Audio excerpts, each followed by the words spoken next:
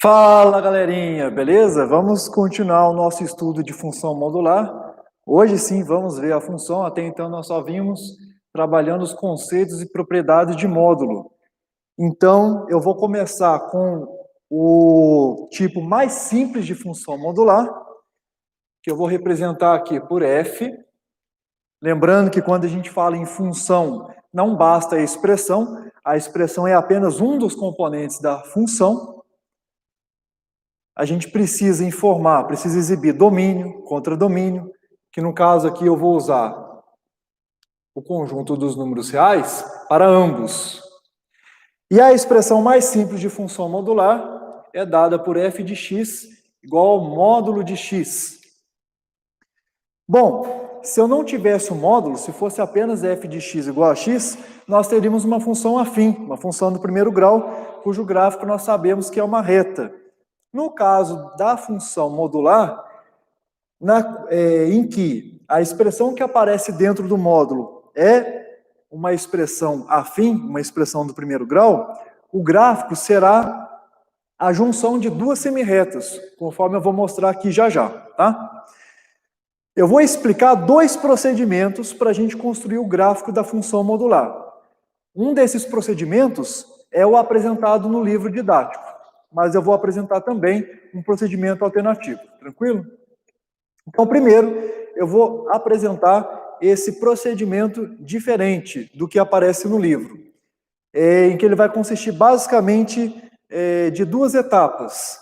A primeira etapa é a gente determinar o valor de x que anula um módulo, ou seja, eu quero saber quanto é x para que o módulo de x seja zero.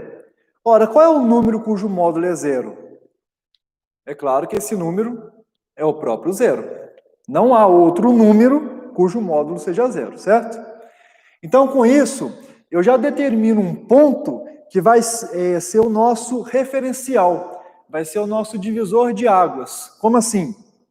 Eu afirmei que o gráfico será a composição de duas semirretas, certo?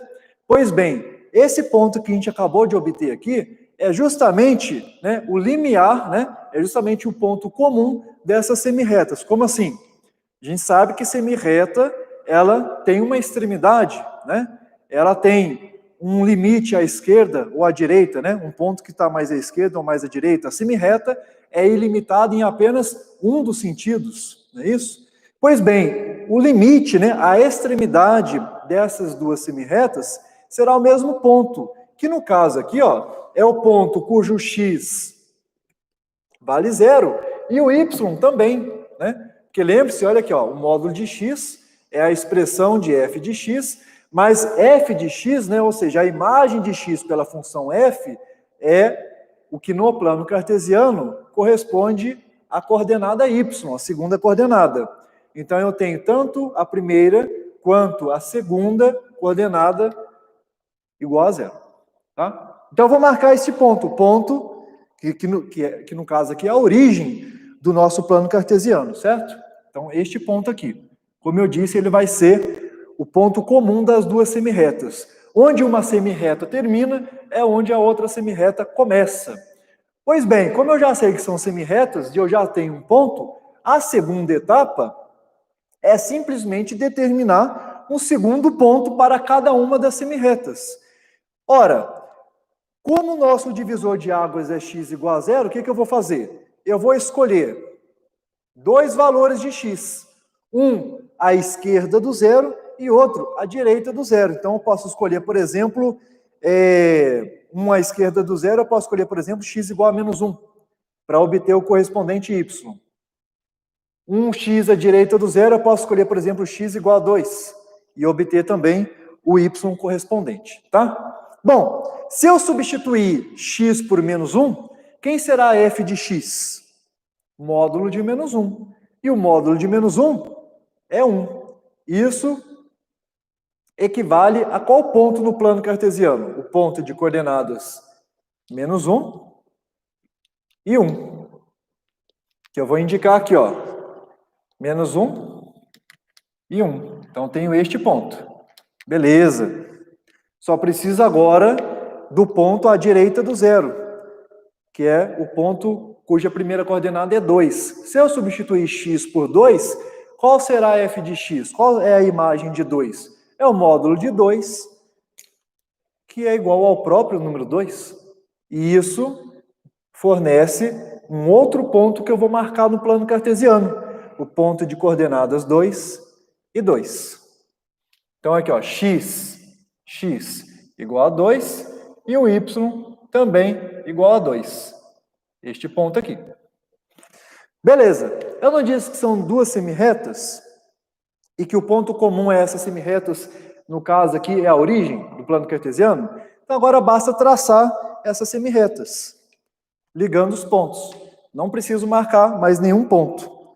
Então, a semirreta cuja extremidade é a origem, que se situa, né, à esquerda do zero, é essa aqui, ó.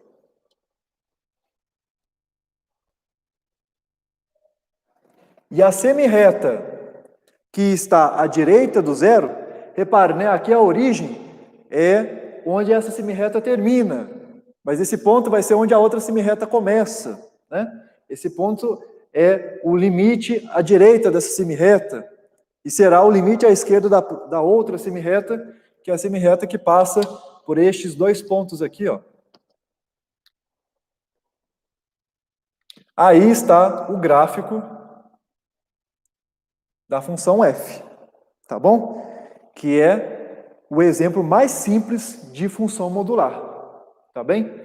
Então, só recapitulando aqui as etapas que a gente percorreu. Então, primeiro, eu determinei o valor de x que anula o módulo, né? Então, o zero do módulo. E a gente viu que nesse caso específico, né, o x é o próprio zero. E com isso a gente encontrou o ponto que será o nosso referencial, que no caso ali é a origem do plano cartesiano. Beleza. Feito isso, a gente determinou outros dois pontos. Que outros dois pontos? Escolhendo um valor de x à esquerda e outro à direita desse zero, para conseguir traçar as semirretas. Beleza? Tá bom. Eu vou apagar essa construção e vou comentar o procedimento que o nosso livro didático apresenta, né? Ele faz um caminho um pouquinho diferente, mas que no final atinge o mesmo objetivo. No nosso estudo de funções, nós vimos que uma função pode ser definida por mais de uma sentença. Ora, por definição, o módulo de x, vai ser igual ao próprio x, vai ser o módulo de um número ao próprio número, caso este número seja não negativo, certo?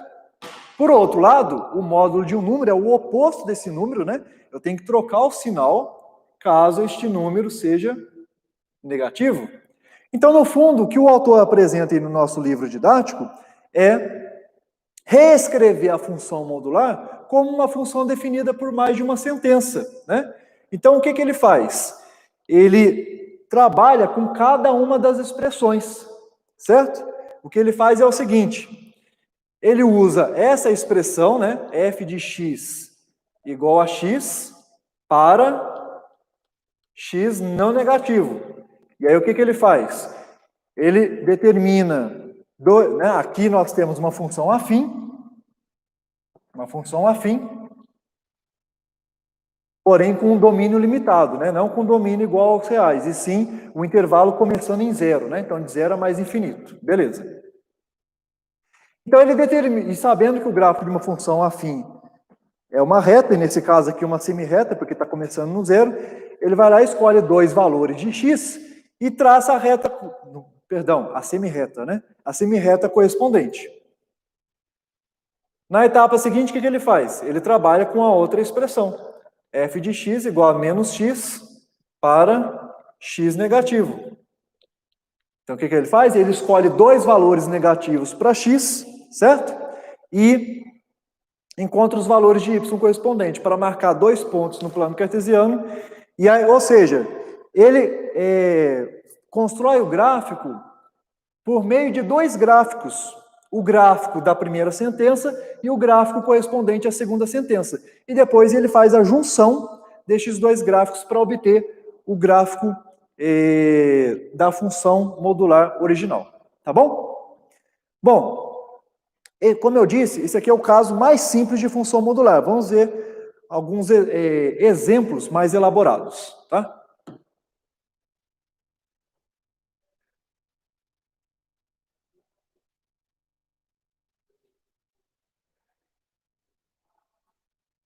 Por exemplo, lá na página 242, no exercício resolvido meia dúzia, aparece o seguinte, ó, aparece f de x igual a menos o módulo de 2x mais 4. Opa, então já mudou um pouco aqui, né? O que eu tenho dentro do módulo não é x, não é só o x. Apareceu algo fora do módulo, tá? Então, você já tem esse exercício resolvido no livro didático pelo segundo procedimento que eu acabei de comentar aqui, né? Que é reescrever a lei dessa função por meio de duas sentenças, esboçar o gráfico correspondente a cada uma das duas sentenças e depois juntar os gráficos, certo? Eu vou apresentar aqui, eu vou resolver esse mesmo exercício pela primeira maneira que eu expliquei. Qual é a primeira maneira que eu expliquei? Inicialmente, a gente determina um valor de x que anula um módulo.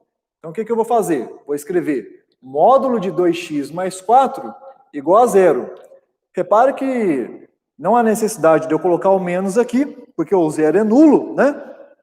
Então, tanto faz se eu coloco com ou sem o sinal aqui, o valor de x que eu vou obter é o mesmo. Agora, quando é que o módulo é zero, né? De novo, o único número cujo módulo é zero é o próprio zero. Então, eu preciso ter 2x mais 4 igual a zero e, consequentemente, x igual a menos 2. Repare, ó, agora eu não encontrei x igual a zero. Agora o nosso divisor de águas, agora o nosso referencial é o x igual a menos 2. Tá bom? Então, ele vai ser o ponto comum às duas semirretas. De novo, eu estou falando aqui em semirretas, porque a expressão que está aparecendo aqui dentro do módulo é a expressão de uma função afim. É um polinômio do primeiro grau. Quando a expressão que aparecer dentro do módulo não for do primeiro grau, que a gente vai ver daqui a pouco, aí o gráfico já vai ser diferente, já não vai ser uma composição de semirretas, tá? Então, eu vou tomar como referência o x igual a menos 2, tá? O x igual a menos 2, para construir o gráfico dessa função. O que a gente faz? Ou seja, é em x igual a menos 2 que a gente vai ter a junção das duas semirretas. Então, eu vou marcar este ponto, ó. Em x igual a menos 2, o y vale zero, certo? A conta que a gente fez aqui foi justamente para isso. Qual é o valor de x que anula a função? De novo, lembre-se de que isso daqui né, como eu disse, não importa se eu tenho menos aqui, é a expressão de f de x, e a imagem de x é o que no plano cartesiano a gente representa por y. Então, para x igual a menos 2, eu tenho y igual a zero, né? Então, isso aqui corresponde ao ponto de coordenadas menos 2 e 0, que é o ponto que eu destaquei aqui no plano cartesiano. Então, ele vai ser o nosso ponto de referência. A seguir, o que eu faço? A seguir, eu vou ter que escolher. Então, vamos lá, segundo passo. Eu vou ter que escolher dois valores de x para obter os valores correspondentes de y. Agora, cuidado, né? No primeiro caso, a gente escolheu um valor negativo e um valor positivo de x. Isso por quê? Porque no primeiro caso, o x de referência era zero. Mas agora o x de referência é quem? É menos 2.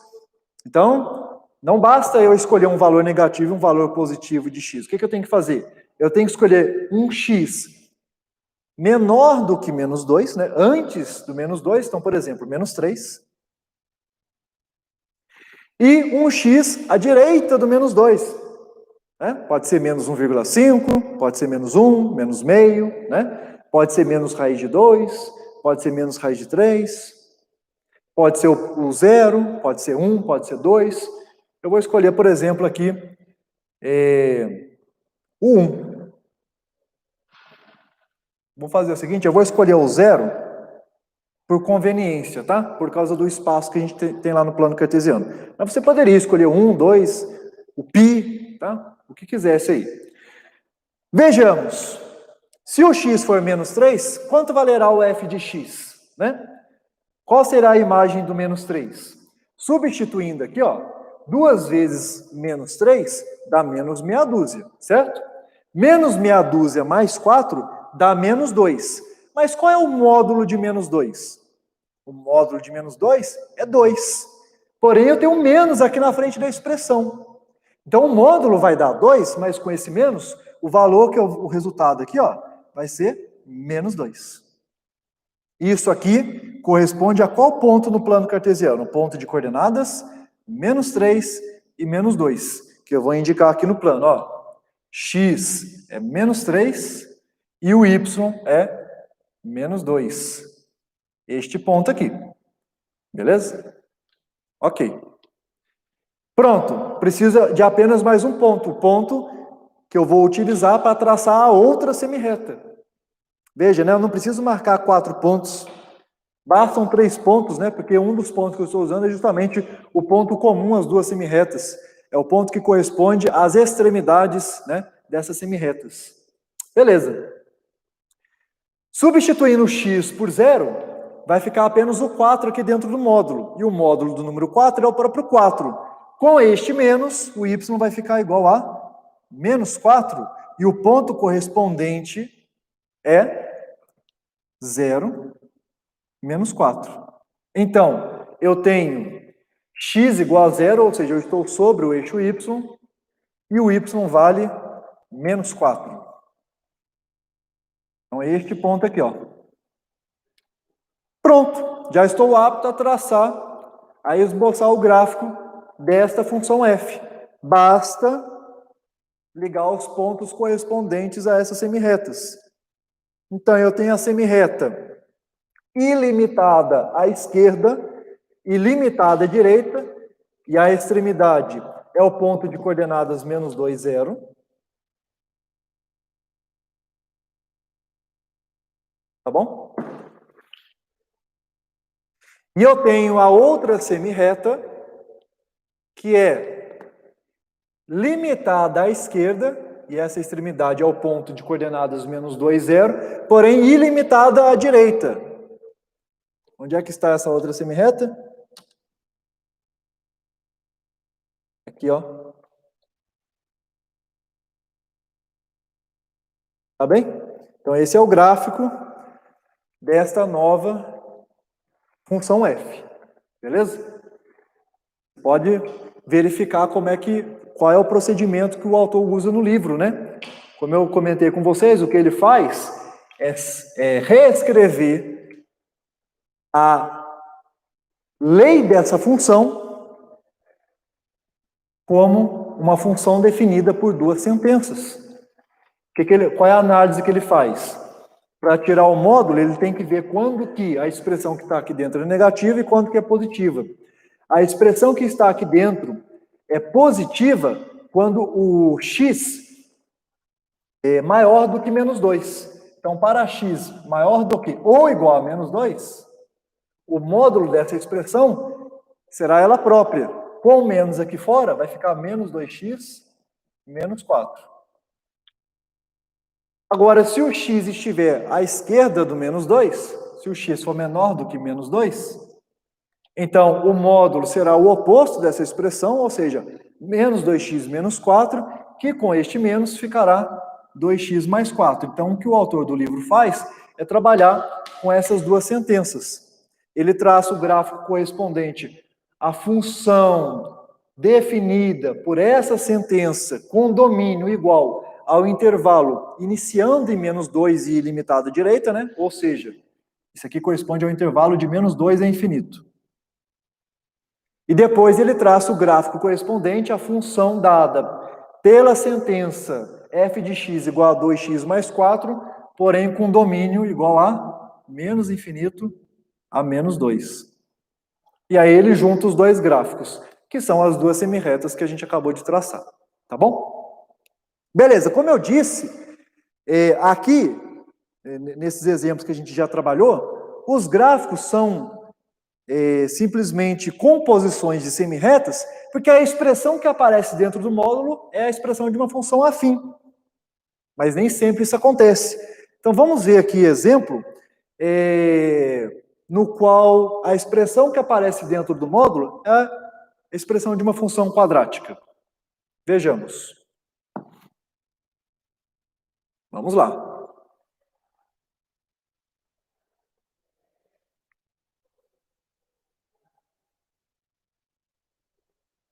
Então, por exemplo, lá na página 243 do livro didático, o exercício resolvido número 7, né, página 243, exercício resolvido número 7. Lá aparece a função dada por módulo de x ao quadrado menos 4x mais 3. Tá? Então, repare que aqui já está um pouquinho mais elaborado. Por quê? Porque além de eu ter uma expressão dentro do módulo, que não é um polinômio do primeiro grau, apareceu um outro termo fora do módulo. Já vamos ter a participação especial aqui, tá?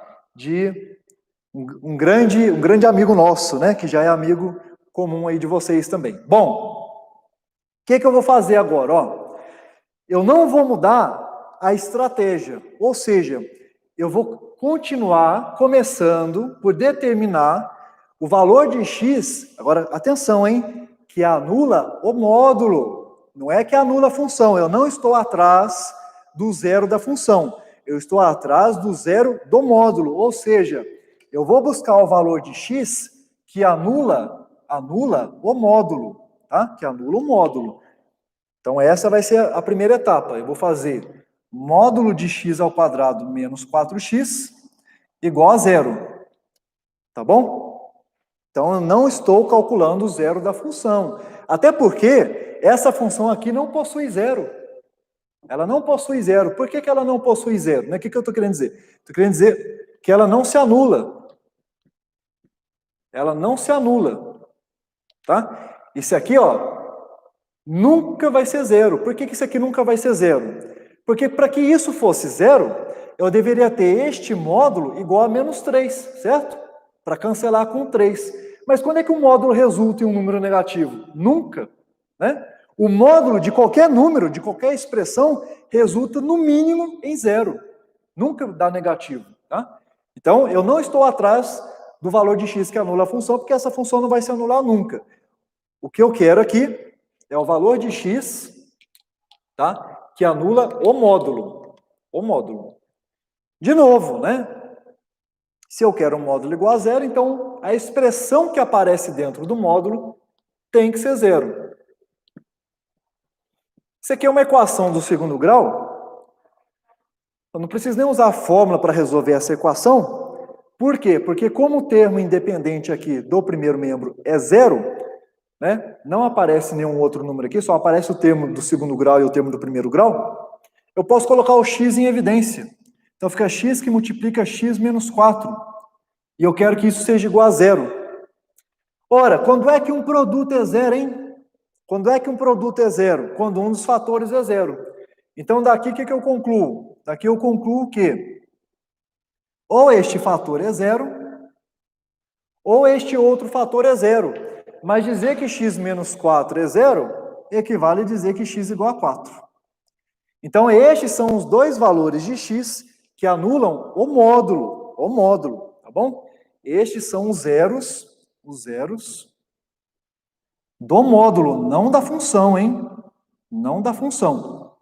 Então, repare, neste exemplo, eu não vou ter apenas um ponto de referência, eu terei dois. Terei dois pontos de referência para a construção do gráfico da função. Tá bom? E estes dois pontos têm abscissas respectivamente iguais a 0 e a 4. Para determinar o ponto, não basta o valor de x, eu preciso encontrar o y correspondente. Pois bem, quem é f de 0? Então, substituindo o x por 0, vai... Aliás, eu nem preciso fazer o cálculo aqui, né? Porque essa conta que eu acabei de fazer foi justamente para descobrir o valor de x que anula o módulo. Então, eu já sei que tanto para x igual a 0 quanto para x igual a 4, esse módulo vai dar 0 e só vai sobrar o 3. Então, o f de 0 é 3 e o f do número 4, né, a imagem do número 4, também. Beleza? Então, os nossos pontos de referência aqui no plano cartesiano serão os pontos de coordenadas 0 e 3. 0 e 3, então o 3 está aqui. Né? Então, x igual a 0 e y igual a 3. Então, tenho este ponto. Será um dos pontos de referência. E o outro ponto de referência é o ponto de coordenadas 4 e 3. X igual a 4 e y igual a 3. Então, vou identificar este ponto aqui, ó. X igual a 4 e y igual a 3. Tenho este outro ponto de referência. Bom, olha só. Estes dois pontos são pontos de referência por vários motivos. Primeiro, pelo seguinte. Como o módulo nunca é negativo, né? Como eu já comentei, o menor valor que o módulo assume é 0.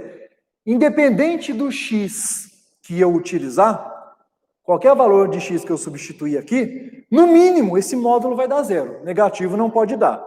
Se no mínimo o valor que o módulo resulta é 0, e aqui eu estou somando 3, então significa que no mínimo o valor da função f é 3. Que eu tenho no mínimo 0 aqui, somando 3, então o menor valor de y que vai aparecer é 3. O que isso significa? Significa que abaixo da reta que passa, da reta que corta o eixo y no ponto de ordenada 3, não haverá nada do gráfico dessa função. Em outras palavras, o que eu estou querendo dizer é que o gráfico desta função f está situada aqui do nível 3 para cima. Tá bom? Do nível 3 para cima. Beleza. Outra coisa. Para determinar o gráfico da função, porque eu tenho esses dois pontos, mas eles não bastam, né? Eu não sei como é que é essa função antes do 3, antes do 0, entre o 0 e o 4, né? Como é que é aqui? Após o 4, não sei. Então, o que eu vou fazer? Sabendo que o gráfico de uma função do segundo grau é uma parábola, e uma parábola tem vértice, né? Então eu vou fazer isso.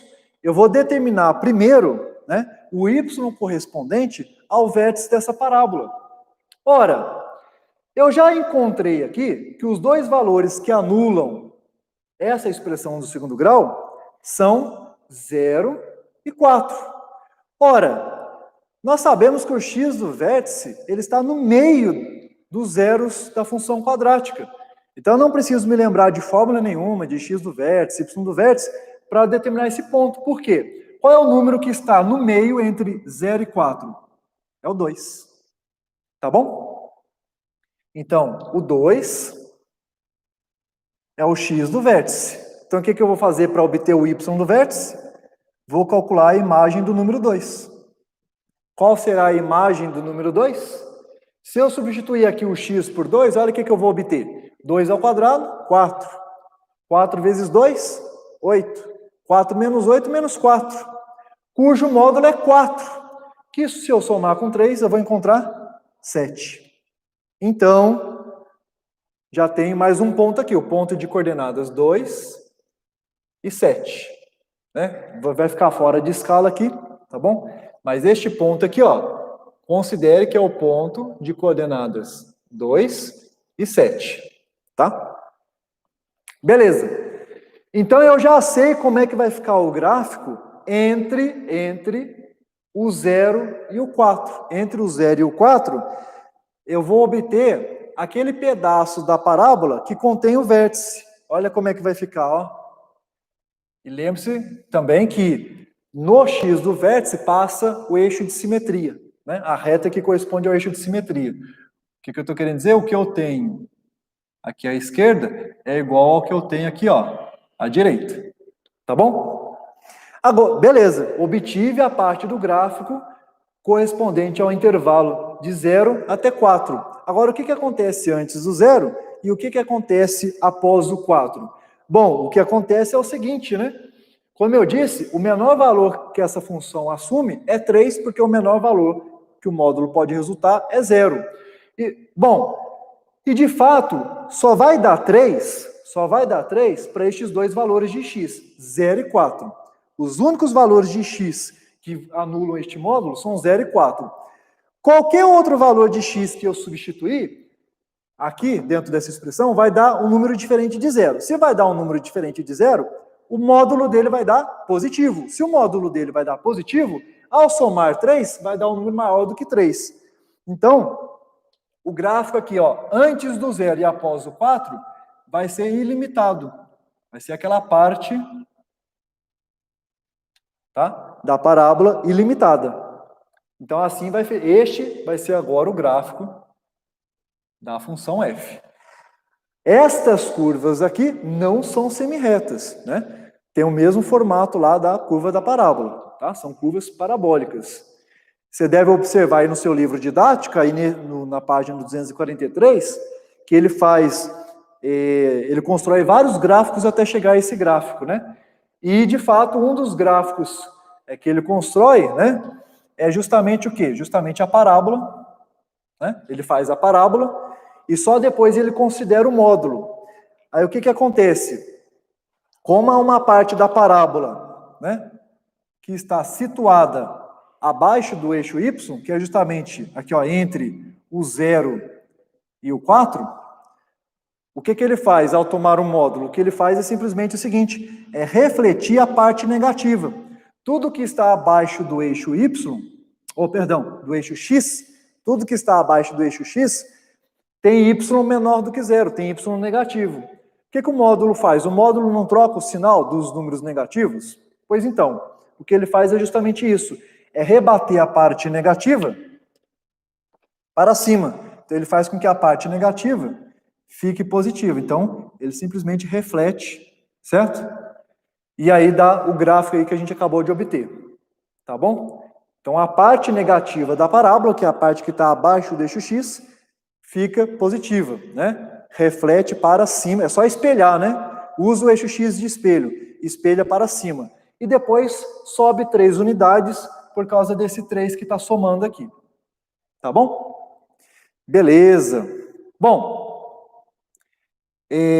nós temos ainda, o quê? Temos ainda 10 minutos? Eu vou comentar com vocês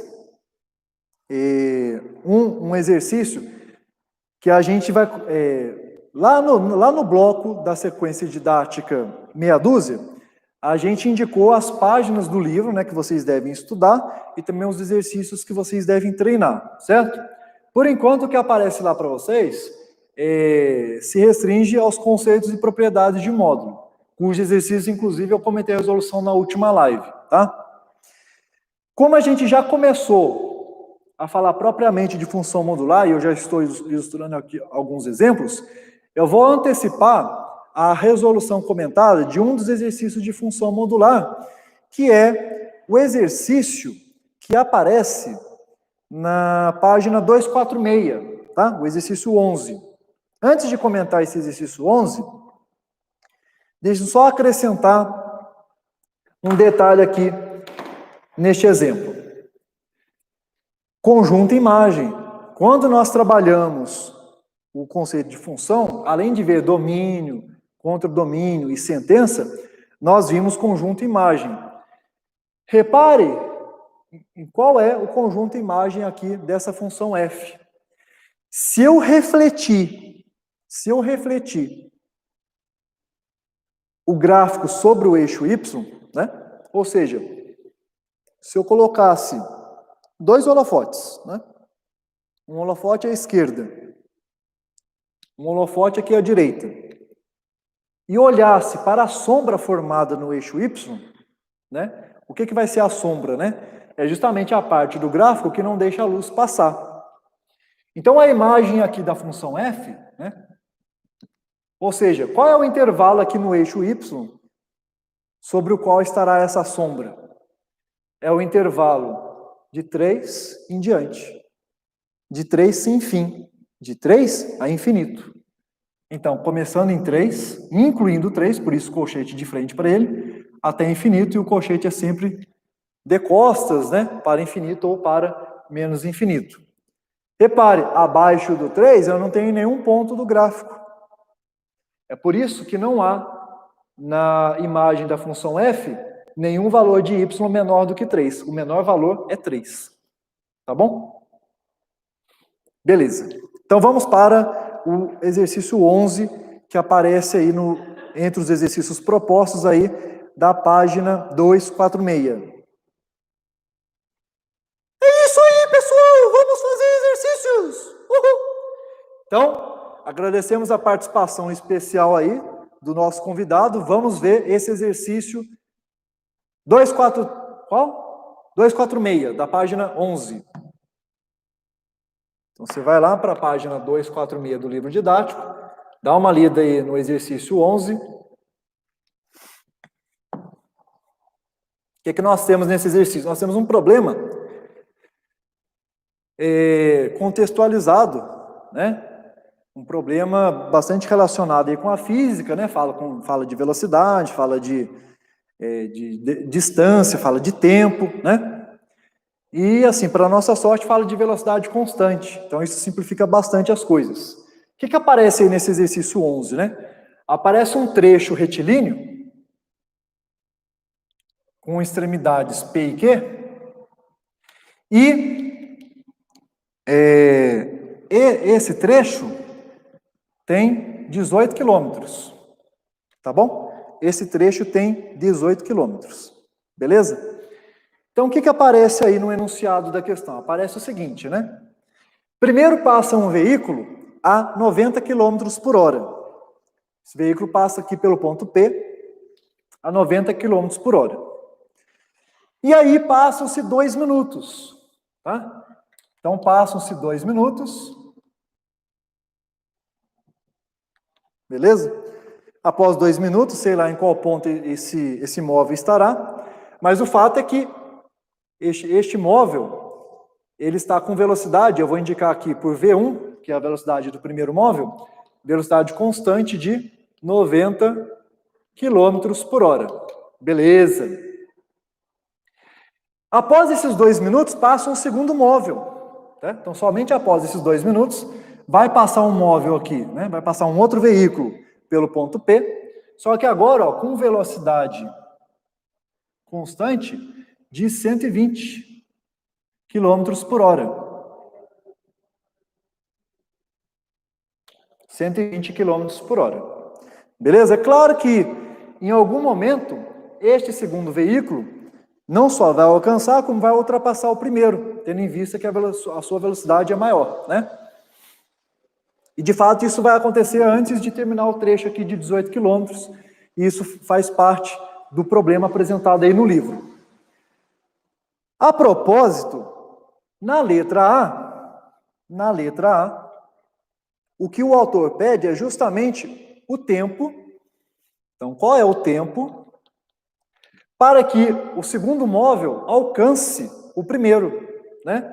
Em outras palavras, qual é o tempo para que a posição do segundo móvel coincida com a posição do primeiro? Tá bom? Beleza? Beleza. Só que ele está querendo esse tempo em minutos. Cuidado, hein? Ele está querendo esse tempo em minutos. E as velocidades aqui estão dadas em quilômetros por hora. Então, a primeira coisa que eu vou fazer é passar esses quilômetros por hora, tá, em função de minutos. Como é que isso vai ficar? Muito simples, eu não preciso... professor, mas... Então, quer dizer que eu preciso saber física para resolver esse exercício? Preciso saber preciso decorar alguma regra para conversão de unidades? Não, nada disso. Você só precisa saber uma coisa do dia a dia, né, uma coisa prática aí, que é o fato de que 1 hora possui 60 minutos. Só isso, né? Então, 90 km por hora. Se eu sei que 1 hora tem 60 minutos, tá? Então, 90 km por hora é igual a 90 km por 60 minutos, certo? E aí, simplificando, eu posso dividir numerador e denominador por 30, eu vou obter 3,5 quilômetros por minuto. De modo que, ao trabalhar com esses valores aqui, o tempo que eu vou obter ao final já estará dado em minutos, conforme o enunciado pede, tá? Da mesma forma, olha aqui, ó, a velocidade 2, esses 120 km por hora. 120 km por 60 minutos. Mais fácil até, né? Porque 120 dividido por 60 dá 2. Ou seja, a velocidade desse veículo é igual a 2 km por minuto, né? Significa que a cada minuto, né, ele percorre uma distância de 2 km. Beleza. Agora é o seguinte, ó, a velocidade constante. Beleza, isso vai facilitar a nossa vida. Por quê? Porque nós sabemos, né, que a velocidade é a variação do espaço pela variação do tempo, não é isso? Velocidade é a variação do espaço pela variação do tempo. Mesmo que você não soubesse essa expressão, bastaria olhar aqui na unidade de velocidade, que isso é automático, né? Aqui eu tenho distância, aqui eu tenho tempo. Velocidade é espaço por tempo. Direto, tá? Muito bem. Qual é a expressão que eu vou usar para escrever a posição do segundo móvel? Ó, antes ainda, se eu sei que a velocidade é espaço por tempo, isso significa que eu posso escrever o espaço como sendo a velocidade multiplicado pelo tempo. Tá? A velocidade multiplicado pelo tempo.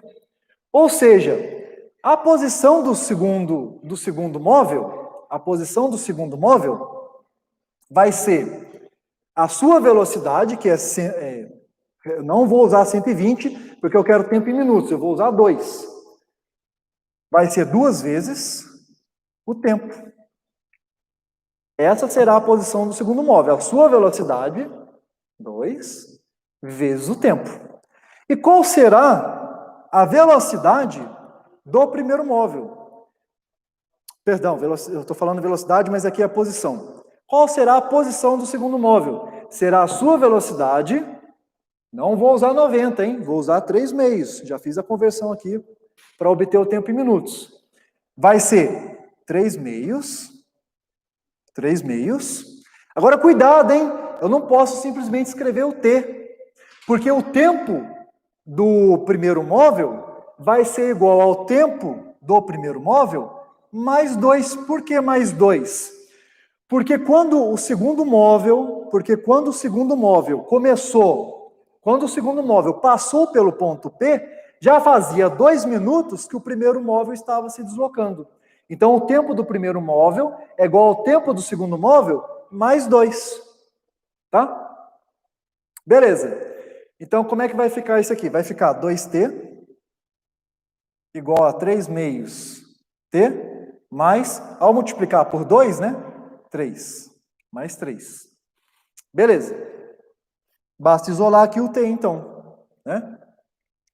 2t menos 3 meios de t, né? Repare, 3 meios é a mesma coisa que 1,5. Né? É a mesma coisa que 1,5. 2 menos 1,5 dá 0,5, que é meio. Então, é t sobre 2. Então, t sobre 2 igual a 3. E, finalmente, quando eu passo um número para o outro membro, eu inverto o sinal, certo? Errado! Né? O que a gente inverte não é o sinal, a gente inverte a operação. Como esse 2 está dividindo, ele passa multiplicando e eu não vou trocar sinal nenhum. Então, o tempo vai ser igual a 6. E como eu já usei a velocidade aqui em quilômetros por minuto, o tempo que eu obtenho aqui está em minutos. Então, são necessários 6 minutos para que o segundo móvel alcance o primeiro. Beleza? Até aqui. Qual é a dúvida? A dúvida é referente à conjunto imagem do exercício passado, que está perguntando ao Pedro William. Mas é deste exercício aqui ou do anterior? Ele falou do exercício passado. Tá bom, Pedro? Então, seja mais específico aí na sua dúvida para a gente poder esclarecer, tá? Se quer o conjunto imagem deste que ainda está aqui no quadro ou do anterior, tá bom? Aí a gente esclarece. Na letra bravo dessa questão 11, é pedido o tempo que o segundo móvel precisa para percorrer esse trecho de 18 quilômetros. Bom, é bem simples, né? Vamos ver? Vejamos qual é o tempo necessário para que o segundo veículo percorra esse trecho de 18 quilômetros. Ora, basta usar o que a gente acabou de empregar aqui na letra alfa, né? Que a velocidade é o espaço por tempo, né? Ora, se a velocidade do segundo móvel, cuidado, de novo, eu não vou usar 120, eu vou usar 2. Se a velocidade, isso aqui é a letra B, ok? Se a velocidade é 2, e o espaço, né, o comprimento aqui desse trajeto é de 18 quilômetros, então eu vou substituir o ΔS por 18, tá bom? E, espera aí, quero esse tempo em minutos. Ok. Pronto. Como é que eu faço agora para obter o T? Vou fazer duas coisas ao mesmo tempo. Eu vou passar esse T para lá multiplicando e esse 2 para cá dividindo. Então vai ficar T igual a 18 dividido por 2. E eu já vou obter esse tempo em minutos. 9 minutos são necessários para que esse veículo, então, percorra o trajeto de 18 quilômetros. Tá bom? Só isso. Na letra Charlie, já estamos finalizando, na letra Charlie é pedida a expressão que a gente pode utilizar para calcular a distância entre os dois veículos durante o movimento. O que acontece, né? Nós já vimos que a distância, letra Charlie agora, nós já vimos que a distância do segundo veículo é simplesmente 2t, certo? Já vimos isso. Vimos também que a distância do primeiro veículo em função do tempo é 3 meios multiplicado por t mais 2. Ora, o que acontece? Enquanto o segundo veículo estiver antes do primeiro, para obter a distância é sempre um valor positivo, né? É no mínimo 0. Eu teria que fazer a posição do primeiro veículo menos a posição do segundo, porque o primeiro estaria mais à frente. Só que lembre-se de que o segundo veículo ele vai ultrapassar o primeiro. Então, depois de 6 minutos, nós fizemos esse cálculo na letra A, após 6 minutos, o segundo veículo estará à frente do primeiro. E aí eu teria que fazer, então, a posição do segundo menos a posição do primeiro para obter a distância. Ora, para eu não ter que me preocupar quem é que está à frente, quem é que está à retaguarda, como é que eu resolvo esse problema para obter a diferença positiva? Módulo, né? Basta fazer o módulo dessa diferença. Aí não importa quem é maior, quem está mais à frente, tá? Se é o segundo ou o primeiro veículo. Então, na verdade, nós já fizemos essa conta, né? Na letra alfa, quando a gente calculou o tempo necessário para ver o encontro dos dois veículos, e nós chegamos a T sobre 2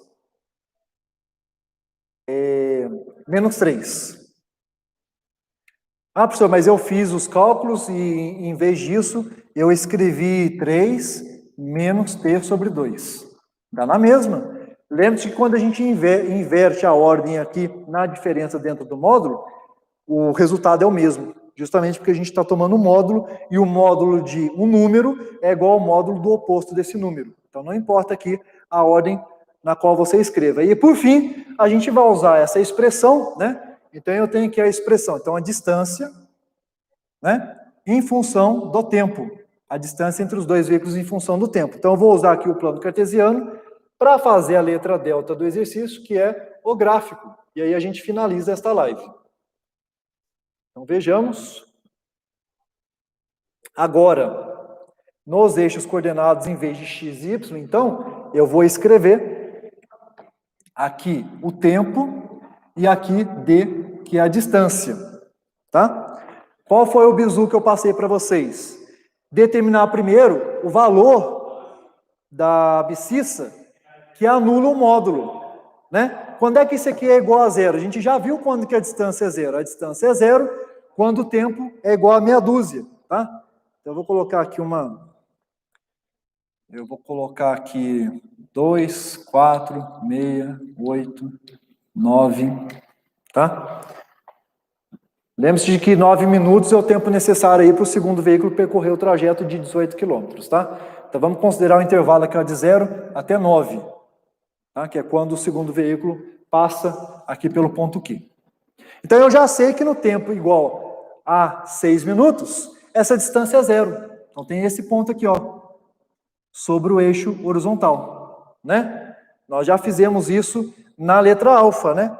Nós vimos que quando t igual a 6 minutos, né? A diferença entre as posições é zero. A posição do primeiro veículo é igual à posição do segundo. O que é isso? A distância entre eles é zero, ou seja, isso corresponde ao ponto de coordenadas meia dúzia e zero, que é o ponto que eu indiquei ali, tá? Depois, basta escolher agora um valor de t menor do que 6 e um valor de t maior do que 6 para traçar as semirretas correspondentes, tá?